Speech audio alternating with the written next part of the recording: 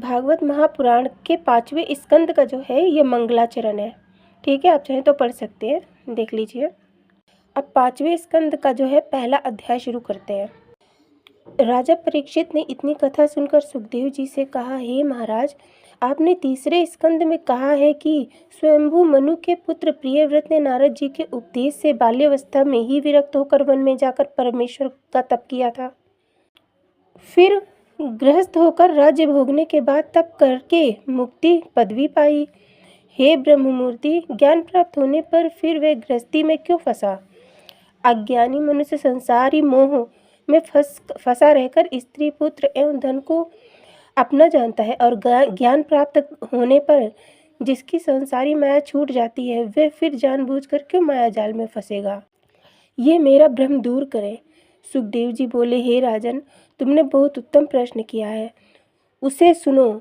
राजा प्रियव्रत इतने ज्ञानी होने पर भी पूर्व जन्म के संस्कार से प्रत्यक्ष में राजा काज को करता रहा, परंतु वह गृहस्थाश्रम से विरक्त रहा था।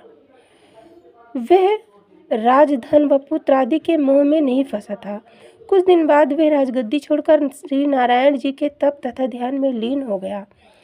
जब पहले नारद जी ने उपदेश द्वारा प्राप्त कर वह मंदराचल पर्वत पर तप करने चला गया था, तब राजा स्वयंभू मनु ने वहां आकर प्रियव्रत से कहा, हे पुत्र, तू राज्य कर और विवाह करके संतान उत्पन्न कर।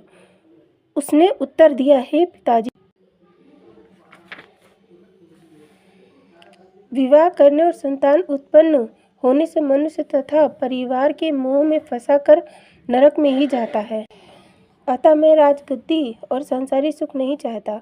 मुझे प्रभु का स्मरण तथा ध्यान अच्छा लगता है। जब प्रियव्रत ने अपने पिता की आज्ञा नहीं मानी तो वे उदास हो गए। उसी समय ब्रह्मा जी सनकादिक ऋषिश्वरों और देवताओं सहित हंसारूढ़ होकर वहां आए।